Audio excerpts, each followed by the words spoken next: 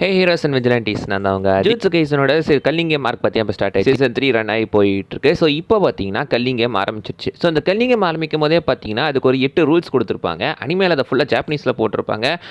இதுதான் ரூல்ஸா, ஆனால் ஒன்றுமே புரியலையடா அப்படின்ற மாதிரி தான் ஒரு ஃபீல் இருந்துட்டு இருக்கும்.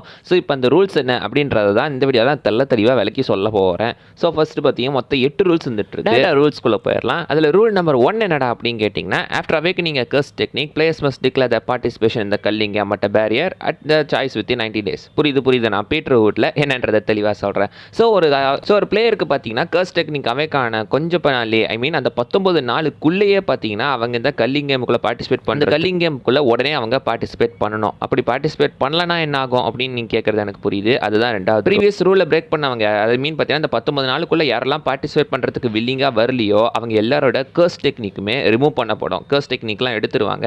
அண்ட் கர்ஸ் டெக்னிக் எடுத்தால் என்ன ஆகும், அப்சல்யூட்லி பார்த்தீங்கன்னா அவங்க செத்துருவாங்க.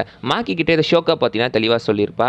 அவங்க உடம்புலேருந்து கர்ஸ் டெக்னிக் எடுக்கிறது கிட்டத்தட்ட அவங்க பிரெயினுக்கே ஒரு டேமேஜ் கொடுக்கும். அப்போ அது சாவு தான். ஸோ அவங்க பார்ட்டிசிபேட் பண்ணலனாலும் செத்துருவாங்க, பண்ணாலும் ஒரு வகையில் சாவு தான். அடுத்தது 3வது ரூல், காலனிக்குள்ளே என்ட்ரு ஆகிற நான் பிளேயர்ஸாக இல்லாமல் யாரெல்லாம் என்ட்ரி ஆகுறாங்களோ அவங்களுக்குமே பார்த்தீங்கன்னா இந்த கல்லிங் கேமில் பார்ட்டிசிபேட் பண்ணப்படுறதா அறிவிக்கப்படுவாங்க. இந்த காலனிக்குள்ளே யாரெல்லாம் வராங்களோ ஈவன் அவங்க ஒரு நான் சாஸ்திரராக இல்லை சாதாரண ஆட்களாக இருந்தால் கூட இந்த காலனிக்குள்ளே வந்த உடனே அவங்களுமே பிளேயராக தான் கன்சிடர் பண்ணப்படுவாங்க. தப்பித்த வரைக்கும் கூட அந்த காலனி பக்கம் போயிடாதீங்க.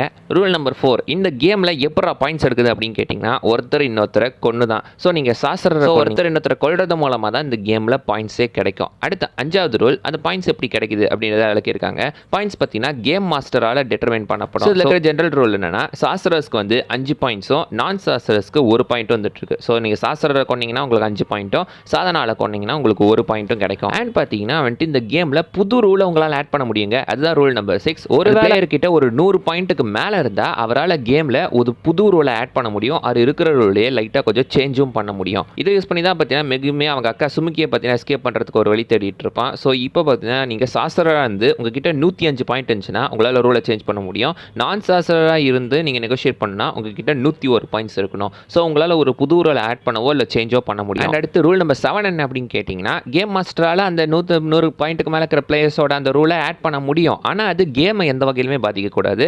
லாங் லாஸ்டிங்காக அந்த கேமுக்கு அது எந்த வகையிலையும் அஃபெக்ட் இல்லாத வகையில் அதை ஜாயின் பண்ண முடியுமா அந்த ரூலை கேம் மாஸ்டர் ஆட் பண்ணிடுவான். ஸோ நீங்கள் சொல்கிற ரூல்ன்றது கேமை எந்த வகையிலுமே பாதிக்கக்கூடாது.